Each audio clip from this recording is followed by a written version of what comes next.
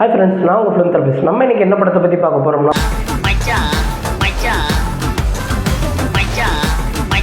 So இந்த படத்தில் கவின் ஹீரோவாக பண்ணி ஆண்ட்ரியா வில்லனாக பண்ணியிருக்காங்க. நாயகன் படத்தில் வர நல்லவனை கேட்டவனான்ற டைலாக் மைண்டில் ஒன்றுக்குதா. கவின் வந்து ஒரு ஏமாத்துற டிடெக்டிவாக வராது. டவுட்டே வேணாம், நான் கேட்டவன் தான். இந்த படத்தில் பவன் வந்து ஒரு கட்சி தலைவராகவும் இவங்கெல்லாம் மெயினான கதாபாத்திரமாக வச்சு தான் கதை மூவ் ஆகுது. படத்தோட ஃபர்ஸ்ட் ஆஃப் பற்றி பார்த்தோம்னா, படத்தில் வர ஒவ்வொரு கேரக்டரையும் இன்ட்ரோ கொடுத்துட்டு ஸோ ரொம்பவே ஃபன்னாக கொண்டு போவாங்க. அந்த ஃபன்னோட எண்டில் ஒரு ஹெய்ஸ்ட் நடக்கும். அந்த ஹெய்ஸ்ட்டுக்கு அப்புறம் கதை வேற மாதிரி மாறிடும். ஸோ அதுதான் அந்த படத்தோட செகண்ட் ஹாஃபே. அந்த ஹெய்ஸ்னால் அடுத்து என்னென்னலாம் நடக்குது, யார் அந்த ஹெய்ஸ்ட் பண்ணாங்க அப்படின்றத ரொம்ப சுவாரஸ்யமாக செகண்ட் ஹாஃபில் சொல்லியிருக்காங்க.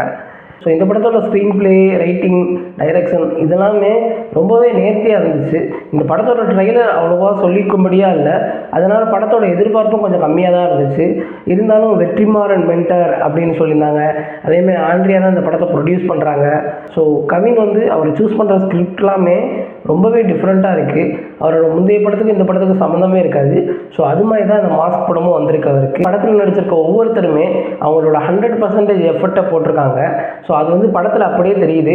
படத்தோட ஃபஸ்ட்டு சீன்லேருந்து லாஸ்ட் சீன் வரைக்கும் ரொம்பவே அழகாக எடுத்துகிட்டு போயிருப்பாங்க.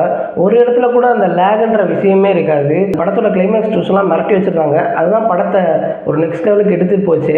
ஸோ அந்தளவு ரொம்பவே அருமையாக கிளைமேக்ஸ் பண்ணியிருந்தாங்க. படத்தோட நெகட்டிவ்னு பார்த்தோம்னா, படத்தில் வாய்ஸ் ஓவர் கொடுக்குறது தான். அங்கங்கே நிறைய வாய்ஸ் ஓவர் தேவையில்லாத மாதிரி வருது. அதேமாதிரி மரியம் ஜார்ஜோட வாய்ஸை வேற யாருக்கு கொடுத்துருக்காங்க. அதுவே பெரிய ஹெசிடேஷன் ஆயிடுச்சு. மொத்தத்தில் இந்த படத்துக்கு நான் போகலாமா வேணாமா அப்படின்னு கேட்டிங்கன்னா, உங்களுக்கு ஹேஸ் பேஸ் படம்லாம் பிடிக்கும்னா இந்த படத்தை கண்டிப்பாக போய் பார்க்கலாம்.